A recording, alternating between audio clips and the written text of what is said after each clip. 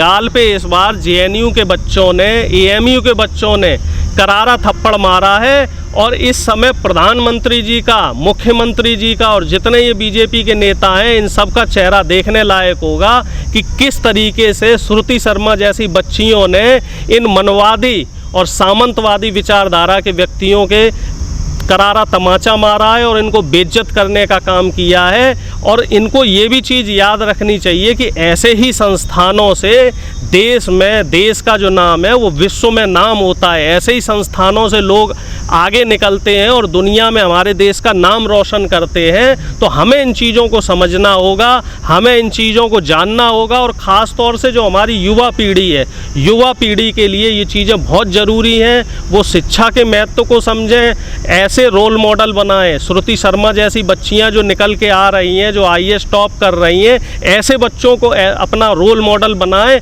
ना कि जो दिखावटी बातें करते हैं, जो लोग बनावटी बातें करते हैं। ऐसे लोगों को कि जो आपको तो कह रहे हैं कि साहब शाखा ज्वाइन करो, शोभा यात्राओं में जाओ, और अपने बच्चों को कहाँ साहब विदेश में पढ़ा रहे हैं और बड़े फ़ख्र के साथ ट्विटर पे वो फ़ोटो भी डाल रहे हैं, वो वीडियो भी डाल रहे हैं। तो ऐसी दोहरी मानसिकता के लोगों से हमें अपनी युवा पीढ़ी को बचाने की ज़रूरत है। और ख़ास तौर से आप लोगों के चैनल के माध्यम से मैं ये संदेश देना चाहता हूँ कि युवा पीढ़ी इस चीज़ को अच्छी तरीके से समझे कि उसके लिए क्या ज़रूरी है।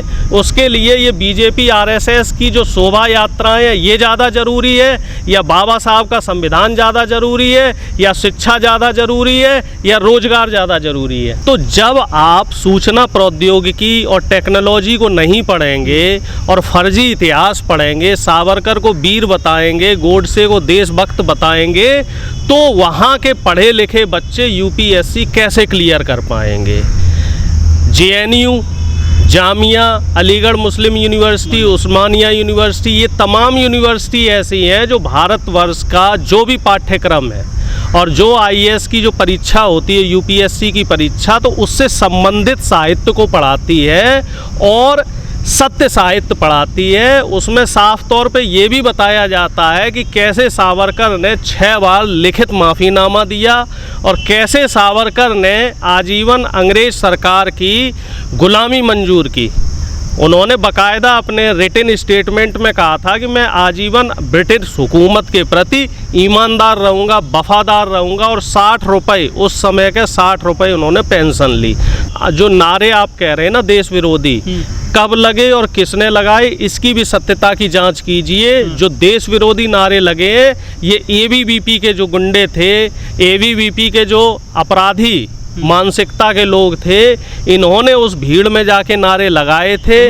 और ये इसमें जो साफ तौर पे वो फुटेज आए हैं, और उमर खालिद अगर जेल में है तो उसके पीछे भी बहुत सारी चीज़ें हैं। वो चीज़ें जो ऐसी हैं वो आपको भी सर्वविदित है कि उमर खालिद को सिर्फ राजनीतिक द्वेष भावना की वजह से जेल भेजा गया। इस तरह के तमाम लोगों को जेल भेजा गया है। और श्रुति शर्मा जो आईएएस को टॉप किया है वो पूर्व जेएनयू की छात्रा रही है, और उसने अपने इंटरव्यू में भी बताया है कि जेएनयू को तो बदनाम किया जा रहा। और इस तरह के कई बच्चे हैं, और हर साल आप एक पैटर्न निकाल के देखें तो हर साल तकरीबन जेएनयू और अलीगढ़ मुस्लिम यूनिवर्सिटी जैसे संस्थानों से सैकड़ों बच्चे निकलते हैं। और सिर्फ आईएएस की ही परीक्षा नहीं, जो तमाम परीक्षाएं होती हैं जितने भी देश की, चाहे वो आईईएस की परीक्षा हो, चाहे वो आईएफएस की परीक्षा हो, इन तमाम जगह जो प्रशासनिक सेवाएं हैं यहाँ पे वो सेवा दे रहे हैं। और भारतीय जनता पार्टी इन संस्थानों को कमज़ोर करना चाह रही है।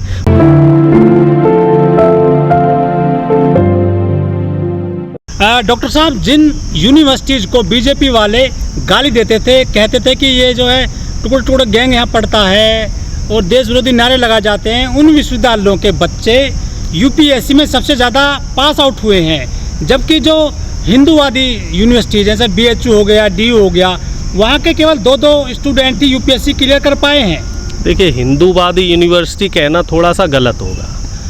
यहाँ पे हम ये कह सकते हैं जो संघ की विचारधारा को बढ़ावा देने वाली यूनिवर्सिटीज़ हैं, बीएचयू हो या दिल्ली यूनिवर्सिटी हो और इस तरह की तमाम यूनिवर्सिटी हैं, यहाँ पे जो भारतवर्ष और जो भारत सरकार का पाठ्यक्रम है उसको ना पढ़ा के आरएसएस अपना पाठ्यक्रम चलाती है।